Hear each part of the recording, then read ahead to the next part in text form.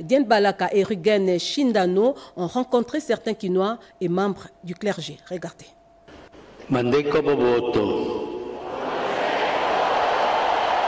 Mondeko. Gioia. La gioia di vedervi e incontrarvi. Essengo, joie. Ma joie de vous voir et de vous rencontrer est grande. C'est tôt ce matin à 7h35 que le bureau de presse du Saint-Siège a annoncé la mort du souverain pontife. Con profondo dolore devo annunciare la morte del nostro Santo Padre Francesco. Celui-là même qui nous a fait l'amitié de visiter la République démocratique du Congo malgré sa santé déjà chancelante. Apôtre de la paix, il a foulé le sol congolais pour y prêcher la paix et la concorde. Ôtez vos mains du Congo, a-t-il martelé lors de son allocution au Palais de la Nation. Cette phrase devenue célèbre, prononcée en rapport avec la situation dans la partie orientale du pays et ses divers enjeux et implications. Francesco s'en va, il continuera d'influencer le monde catholique et au-delà par son message de paix, de justice sociale et de respect de l'environnement. Autre chose, le vice-premier ministre et ministre de l'économie nationale, Daniel Mukoko Samba, revient de Kipushi dans le Haut-Katanga où il a été s'imprégner de la production agricole des maïs, une façon pour lui de rapprocher les opérateurs agricoles, mais aussi de les encourager pour la diversification de l'économie nationale, nous dit Rodé Panda. Il a pris la décision et l'habitude de retirer sa veste et se mettre en relax pour un travail de terrain et aller encourager les producteurs locaux afin de lutter contre l'insécurité alimentaire. Le secteur agricole, qui se veut transversal, implique d'autres filières de la vie nationale, telles que l'économie, qui joue le rôle de la croissance et garantit la politique du développement de la nation. En mission officielle dans le Haut-Katanga, Daniel Mukoko Samba, vice-premier ministre, ministre de l'économie nationale, a visité sous la pluie les fermes agricoles dans les territoires de Kipushi et les entrepôts à Lubumbashi. À l'étape de terrain appartenant à la société africaine Mining Company Congo, située dans le parc territoire de Kasenga, Mukoko Samba a parcouru 2000 hectares de maïs, des installations modernes de cet établissement bien équipé. Pour Haïm Drolia, DG de cette société, cette visite est un privilège pour présenter les challenges et difficultés de travail, et ce, avant de rassurer son hôte, la meilleure moisson attendue. Pour pouvoir atteindre cette production de 7, 8 ou 9 tonnes par hectare, nous sommes obligés de faire notre plantation dans les temps. Nous sommes rassurés que notre production sera meilleure.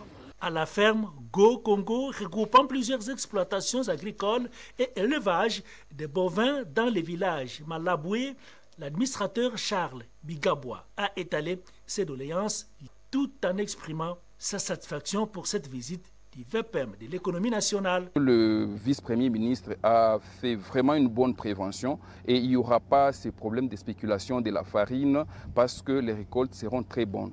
Après les constats et évaluations des terrains, le patron de l'économie a réaffirmé l'engagement du gouvernement face aux enjeux dans la production locale de maïs en vue d'intervenir de manière rapprochée. La visite s'est achevée à l'entrepôt de maïs de la société Africa Bull Logistique.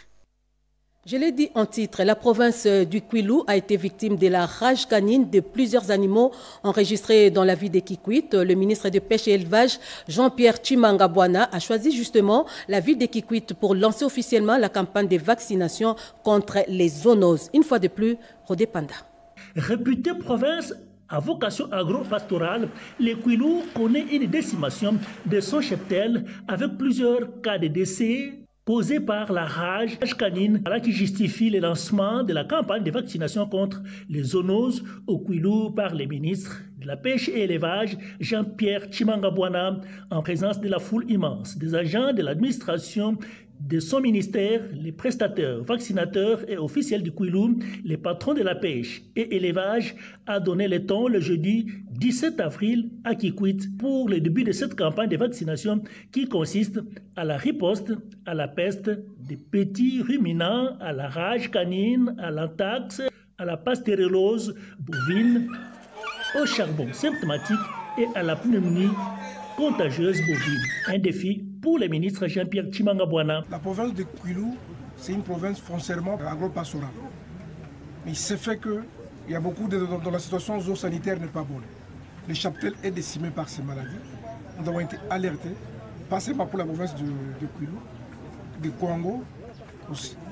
Nous sommes déplacés pour qu'on puisse vacciner le bétail qui reste ou les cheptels qui restent pour que la province garde sa place dans la classification des provinces qui sont à vocation agro-pastorale. Le plaidoyer du ministre Jean-Pierre Tshimanga Bwana auprès du gouvernement a payé avec l'obtention d'une Jeep 4x4 mise à la disposition de l'inspection provinciale de la pêche et élevage, des motos et autres intrants pour les vaccinateurs sur le terrain.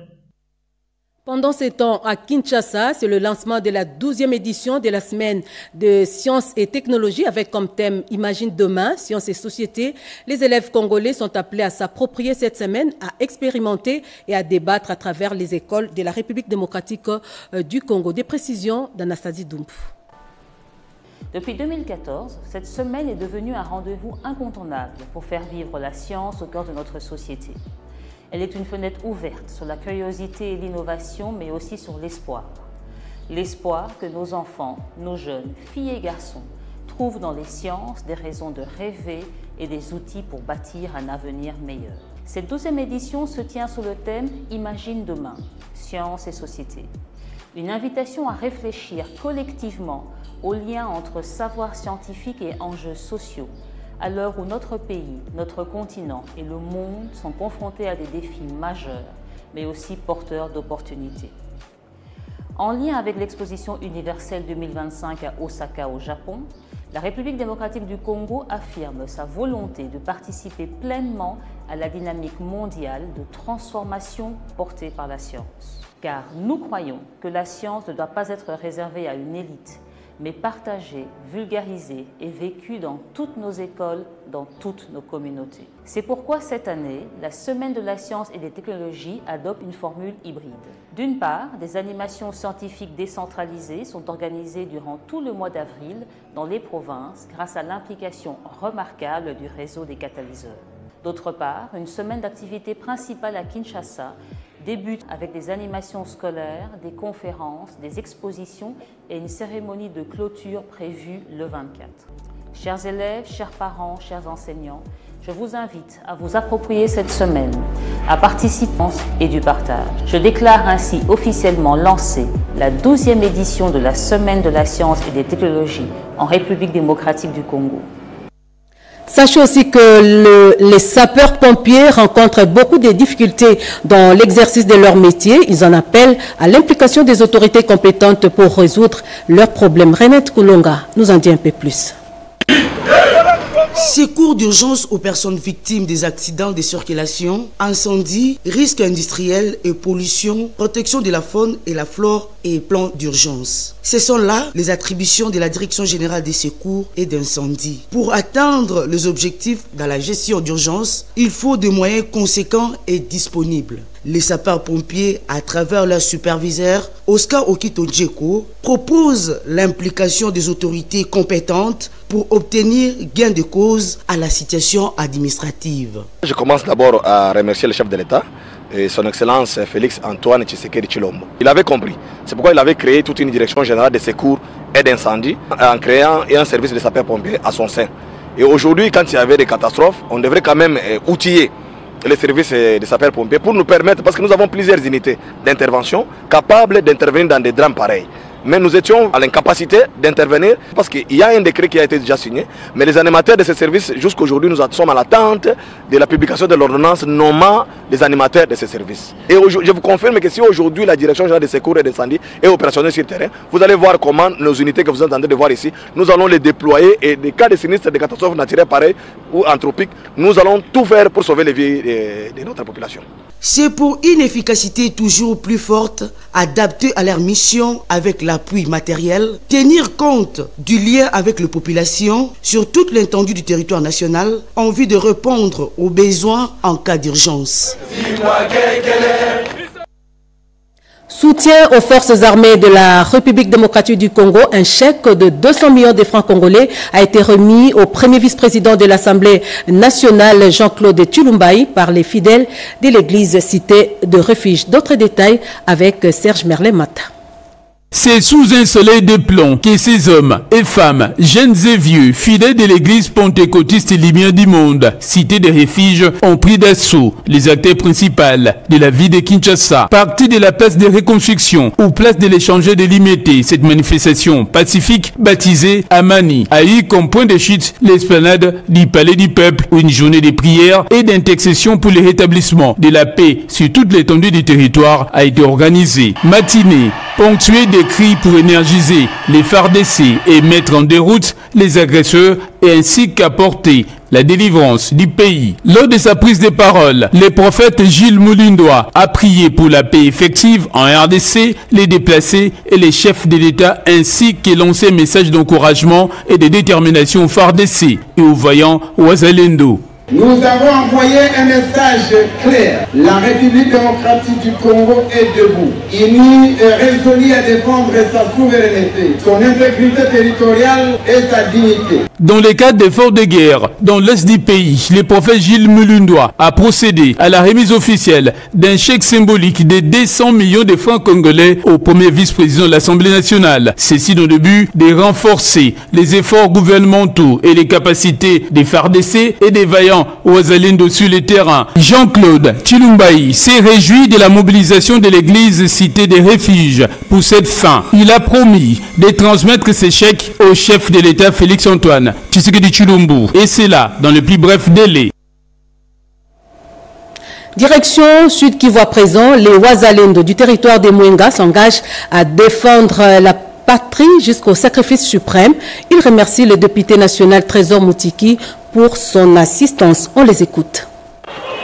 Les Wazalendo du territoire de Mwenga, Chabunda, Kabambare et Kassongo, réunis dans la coalition du Parti nationaliste révolutionnaire congolais et allié, en sigle PNRCA, remercie vivement le député national Trésor Moutiki et continue à manifester par, entre autres, ses interventions dans l'Assemblée nationale, par ses aides en vivre et non vivre qu'il a offert à nos compatriotes qui sont au front, que le Dieu Tout-Puissant puisse lui accorder grâce et notables du Sud Kivu en général et de l'espace forêt en particulier, de contribuer chacun selon ses possibilités pour la réussite de ces opérations. Au nom de la coalition PNRC allié, Mouvement Wazalendo, Lusambia Sengi Valarien, président national, signe ce présent message. Lancement à Bunia hier lundi par le vice-gouverneur policier de l'Ituri du séminaire de dissémination de la politique nationale prévention et règlement des conflits communautaires et coutumiers. C'est en fait sur initiative du ministère de l'Intérieur, Sécurité, Décentralisation et Affaires coutumières. Des précisions avec la presse militaire de l'Ituri.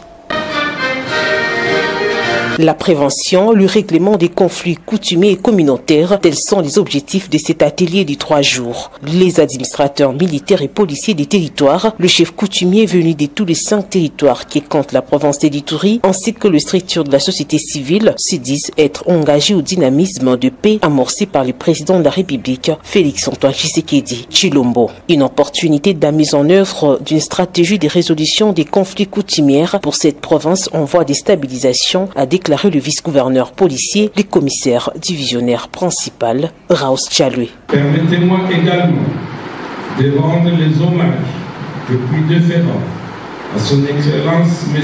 Félix Antoine Tshisekedi Tshilombo, commandant suprême des forces armées et de la police nationale congolaise, président de la République et chef de l'État. Mesdames et messieurs, le présent séminaire de vulgarisation du document des politiques nationales de prévention et de règlement des conflits communautaires et coutumiers est un moment stratégique pour notre province.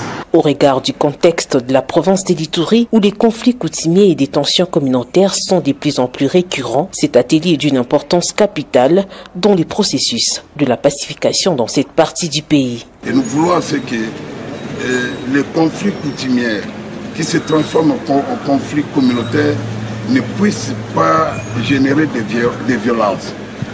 Que lorsqu'il y a conflit, qu'on puisse d'abord recourir aux mécanismes pacifiques de résolution des conflits.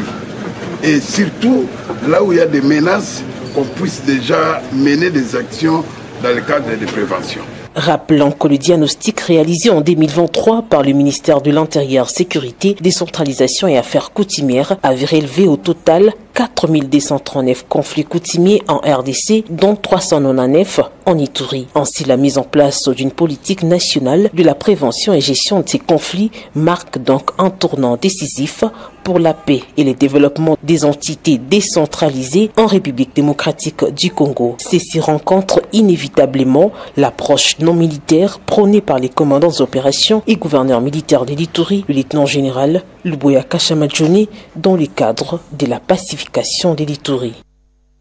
On reste en province. En séjour dans le Haut-Katanga, Isabelle Kibasa, ambassadrice itinérante du chef de l'État, a rencontré les veuves et les militaires blessés dans sa jubessière des vivres et non-vivres. Images et commentaires.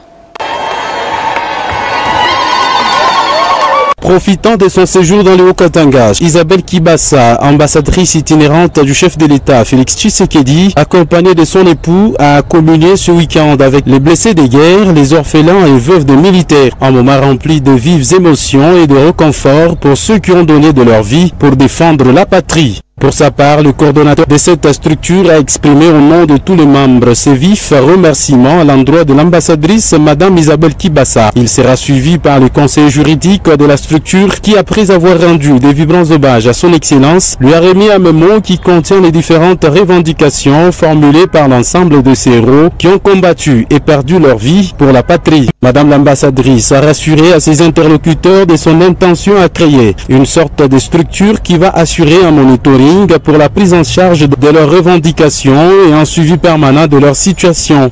Et pour couronner le tout, une béquille et 2 poules ont été remises à titre symbolique à Madame l'ambassadrice par cette structure qui, pour la toute première fois, a reçu une autorité. Les veuves ont aussi plaidé leur cause auprès de l'envoyé spécial du chef de l'État et sans oublier les enfants orphelins qui ont eu droit aussi à la parole. Et la représentante a porté la voix de ses amis auprès de l'ambassadrice. En tant que mère, Isabelle Kibasa a exprimé toute sa compassion à leur endroit après avoir promis à ces véritables héros de son implication à faire arriver leur voix auprès du chef de l'État Félix Tshisekedi. Un lot important de sacs de farine leur a été offert, un cadeau signé par son excellence Isabelle Kibasa.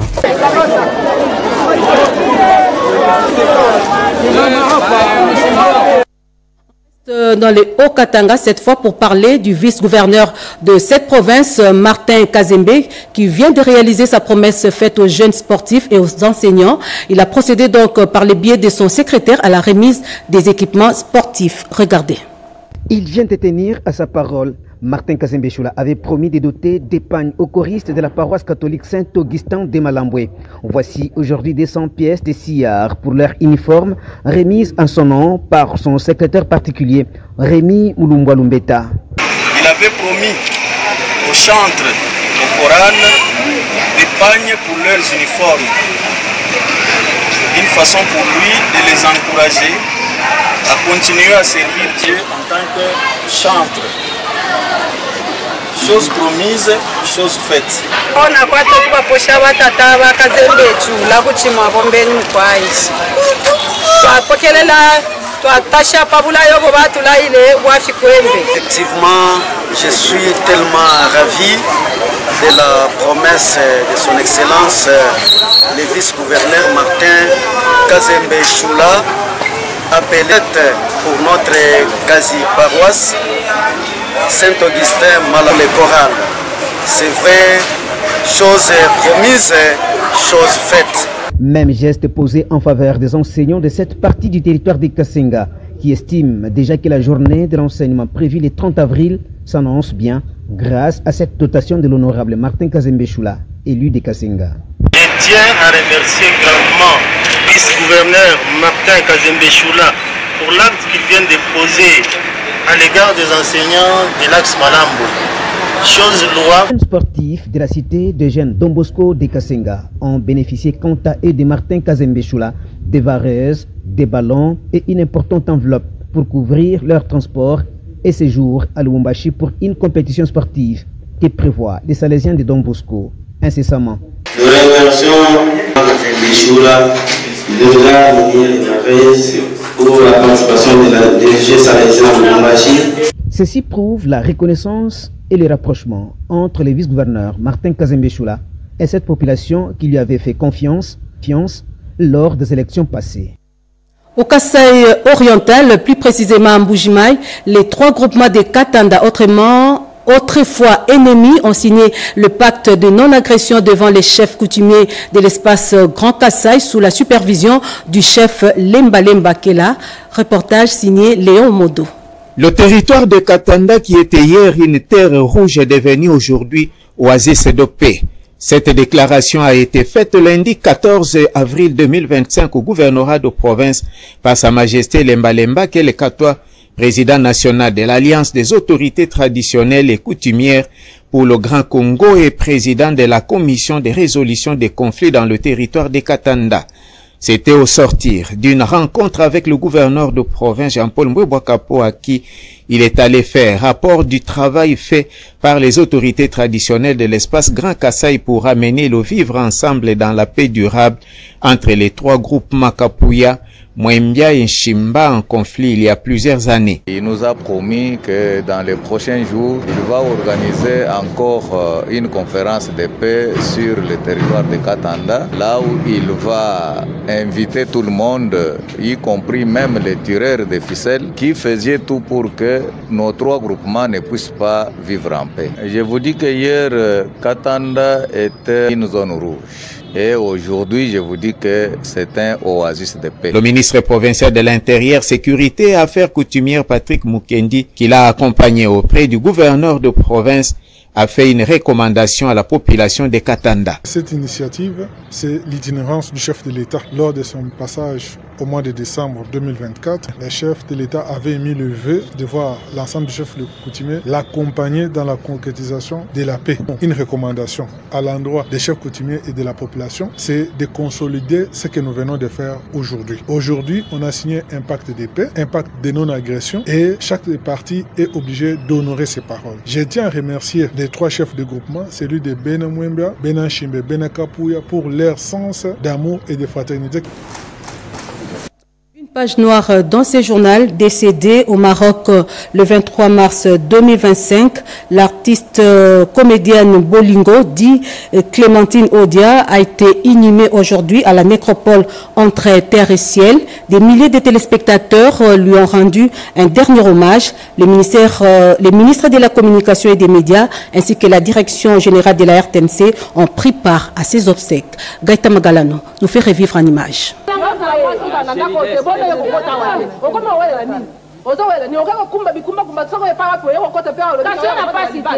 Avec plus de 40 ans d'expérience, Maman Bolingo Odia avait sa touche marquée de génération de téléspectateurs grâce à son immense talent.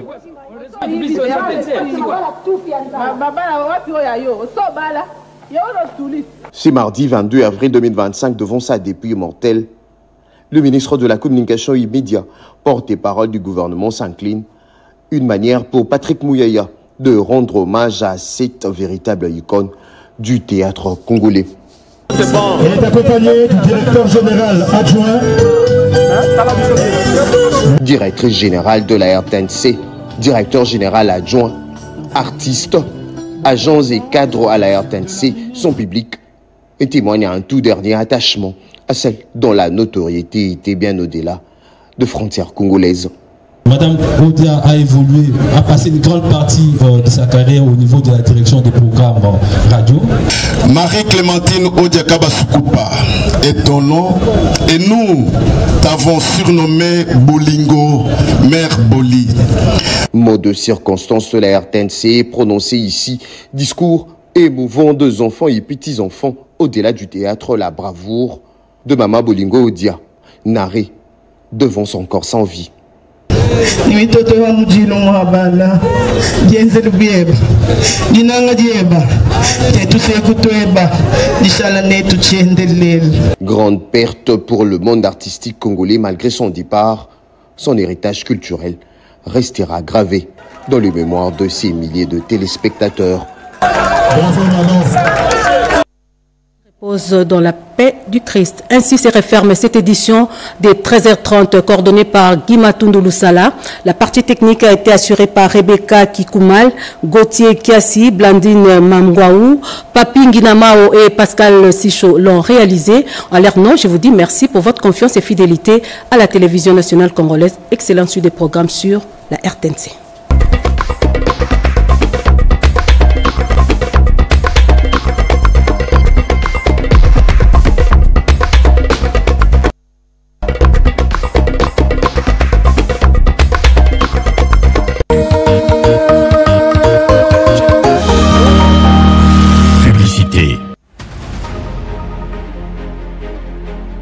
La République démocratique du Congo, comme sous d'autres cieux, est appelée à moderniser ses villes et à les aligner suivant